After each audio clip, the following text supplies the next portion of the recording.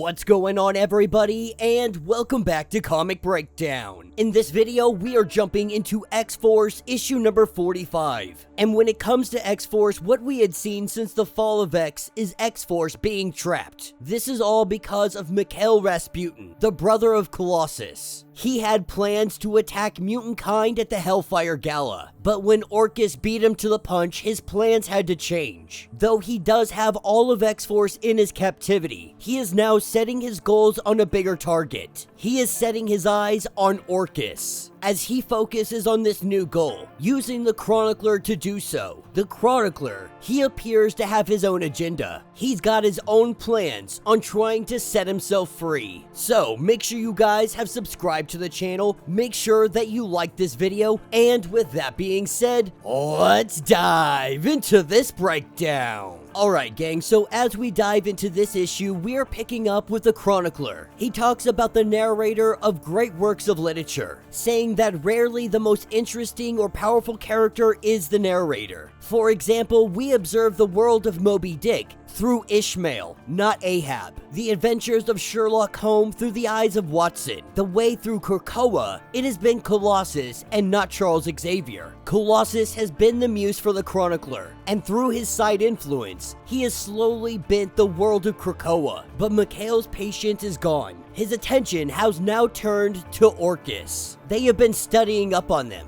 Photographs, news reports, internal history, everything that they can get. This is what brought them to June, an individual that is always in the background of all the photos. She is never the one that is shaking hands, signing documents, or taking the podium, but she can affect things in small, subtle ways, out of the spotlight and in the shadows. That is where Colossus will find her. This is where we see him coming in, kidnapping her, and getting out of here before anybody notices. And so, with Colossus arriving with his prize to his brother, they arrive at the desk of the Chronicler. And though Colossus is completely unaware, he has just kidnapped his own replacement, with Mikhail grabbing his brother by the face. This is when we see him disappear, and the Chronicler's not sure where he goes from here. He knows that his brother will banish him. Mikhail cannot risk a rogue agent betraying him, but he does suspect that he will survive. This is where we see Colossus arriving in a black room.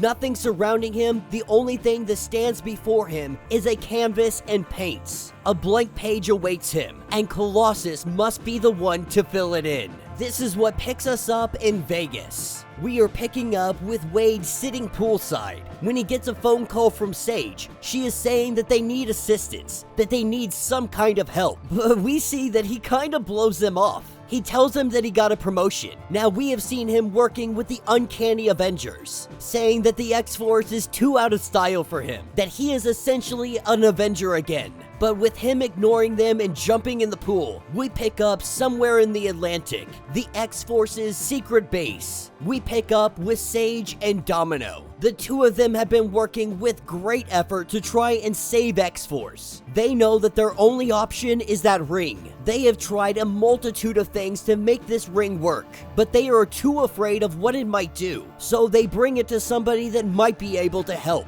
They go to the home of Doctor Strange. Now, while they investigate this is what picks us back up with the Chronicler. At this point, June from Orcus, she's trying to figure out what she is doing here, what these people want with her. This is when Mikhail tells the Chronicler that it is time for you to build a rapport, to begin to understand who she is. As the Chronicler begins to write, we can see things changing, and while she tries to resist, there is no resisting. And as Colossus paints, we see the painting that he makes is his brother, only a monstrous version of him, and what his brother is devouring is Colossus himself. With Colossus gasping at what he has created, not knowing what this will mean or what this will lead to. We pick up at the Sanctum, with Domino and Sage sneaking into this place. As they get inside, the cape of Doctor Strange comes in and it wraps him up. With the two of them being caught, Doctor Strange does give them the opportunity to indulge, to find out why they snuck in here and what it is they actually need. This is when they go on to tell him about the ring.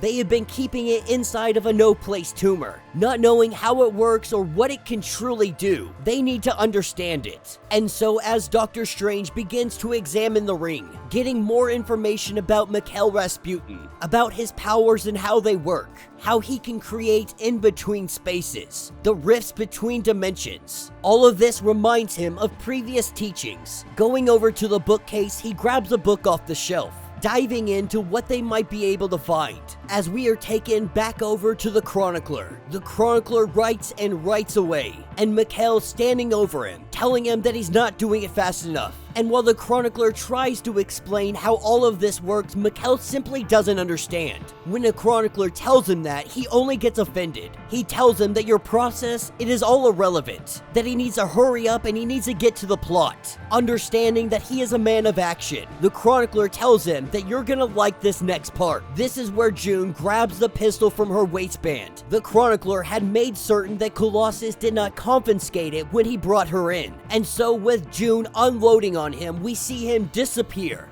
And with the Chronicler finally free, finally being able to take down Mikhail. Unfortunately, he has Orcus to deal with still. June standing before him, putting a gun up to his head. Could this be the end? But as she gets closer, he is able to get that pen to paper. Unsure how his fate will turn. All of X-Force that is currently trapped in this in-between space. We see the void is breaking. All of our heroes are now going free. And as Colossus looks around, what he sees on the ground is his brother. His brother bleeding out, the life coming out of his body. The question now remains, is Mikhail Rasputin dead? And that will be the end of this issue. So let me know what you guys think down in the comments. Definitely not a bad issue. We have been waiting for all of this to come to a head. The Chronicler has been a plot that has been ongoing in X-Force for quite some time. So far that even the Chronicler can be blamed a little bit for what has happened with the X-Men, what has happened with all of Krakoa. Now obviously he can't be blamed for it because he was at gunpoint the entire time, but it was his actions due to Mikhail Rasputin. All of his actions causing Colossus to really betray all of Krakoa. Imagine if Mikhail Rasputin had been working with Orcus. There would have been no coming out of this. Luckily for them, Mikhail Rasputin is not someone that's going to team up with Orcus. He's someone that's going for the power himself. And so the alliance was never going to happen. But if they had teamed up together, there's a good, high probability the mutantkind might have never survived. With the army that Rasputin has at his side, it could have gotten very, very bad for mutantkind. Way worse than it currently is. But it appears that we have the death of Mikhail Rasputin. Colossus's brother has finally met his fate. And with X-Force now being freed, they can devote all of their attention and resources on Orcus. And if Kid Omega gets his powers back, Orcus better pray to whatever god that they pray to, because they will know his wrath unlike anybody else has ever experienced it. But let me know your thoughts, let me know your theories, if you would like to get completely caught up on everything that is going on with X-Force. Make sure you guys check out the link in my description as well as the top of this video. It will get you completely caught up on everything going on with this series. If you would like to support the channel, you can always do so by joining the channel membership. Much like Patreon, having multiple different tiers, from $1 to $50, from loyalty badges to comics every single month. Not only are you helping out the channel tremendously, but you are getting tons of perks in the process. If you're unable to do that, do me a favor, subscribe to the channel, like this video, hit that notification bell, and with that being said, until the next breakdown.